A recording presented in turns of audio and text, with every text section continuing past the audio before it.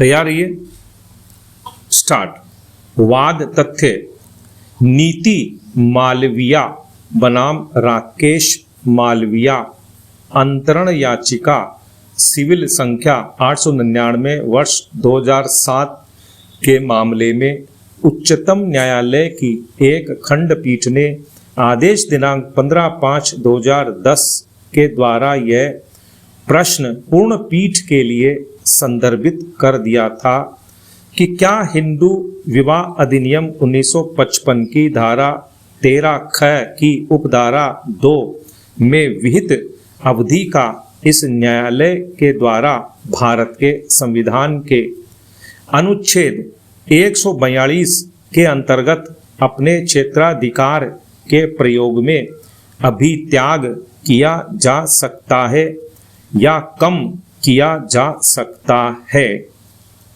यह प्रश्न संदर्भित किए जाने का कारण यह था कि इसके पूर्व अंजना किशोर बनाम पुनीत किशोर 2002-10 SCC 194 के मामले में एक पूर्ण पीठ तथा मनीष गोयल बनाम रोहिणी गोयल 2010 4 SCC 393 के मामले में एक खंडपीठ ने मंतव्य दिया था कि अनुच्छेद 142 के अंतर्गत शक्ति के प्रयोग में उच्चतम न्यायालय हिंदू विवाह अधिनियम 1955 की धारा 13 ख की उपधारा 2 के अंतर्गत द्वितीय चरण के आवेदन हेतु 6 माह की अवधि को न तो कम कर सकता है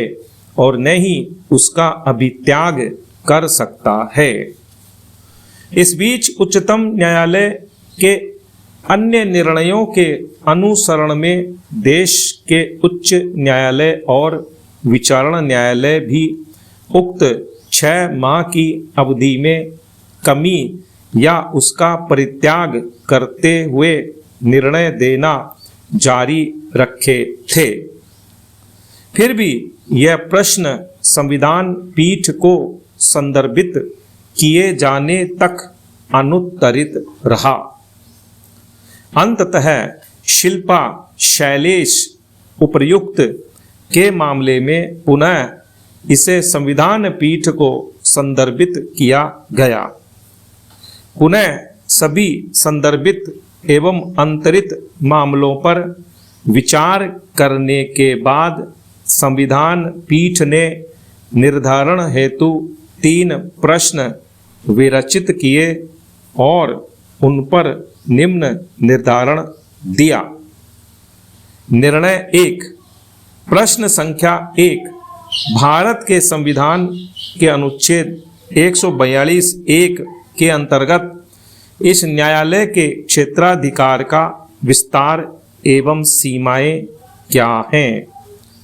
संदर्भित प्रश्न पर इस निर्णय के पैरा 8 से 13 में की गई बहस व लिए गए मंतव्य के विचार में हम अभी निश्चित करते हैं कि यह न्यायालय वहाँ तक जहाँ तक की विनिश्चय आधारभूत सामान्य और विनिर्दिष्ट लोक नीति के विचार पर आधारित होकर पारित किया गया है, प्रक्रियात्मक और मूल विधियों से भी विचलन कर सकता है।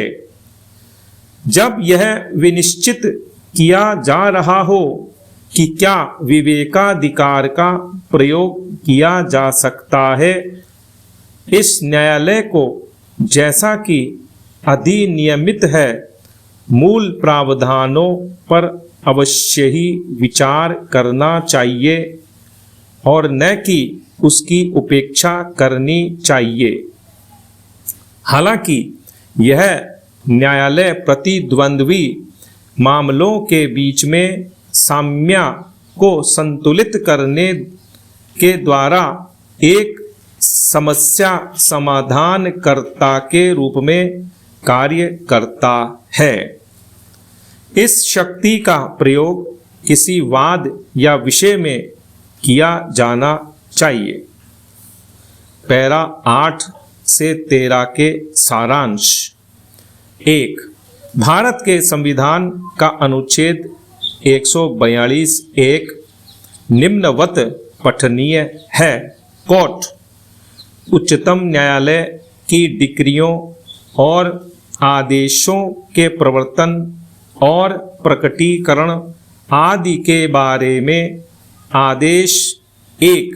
उच्चतम न्यायालय अपनी अधिकारिता का प्रयोग करते हुए ऐसी डिक्री पारित कर सकेगा या ऐसा आदेश कर सकेगा जो उसके समक्ष लंबित किसी वाद या विषय में पूर्ण न्याय करने के लिए आवश्यक हो, और इस प्रकार पारित डिक्री या किया गया आदेश भारत के राज्य क्षेत्र में सर्वत्र ऐसी रीति से जो संसद द्वारा बनाई गई किसी विधि द्वारा या उसके अधीन विहित की जाए, और जब तक इस निमित्त इस प्रकार उपबंध नहीं किया जाता है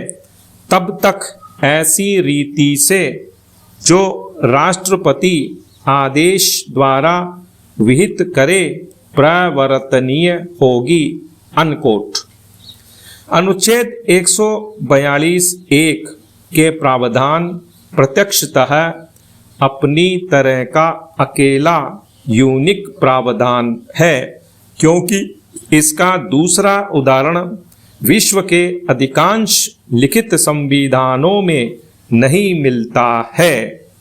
बांग्लादेश और नेपाल के संविधान में अनुच्छेद 142 जैसा प्रावधान अपनाया गया है, जिसकी उत्पत्ति यह स्वयं है और न्याय, साम्य और सद्विवेक की प्राचीनतम अवधारणा पर आधारित है। भारत के संविधान का अनुच्छेद 142 एक, जो किसी वाद या विषय में पूर्ण न्याय करने के लिए उच्चतम न्यायालय को व्यापक और विशाल शक्ति प्रदान करता है। विराम।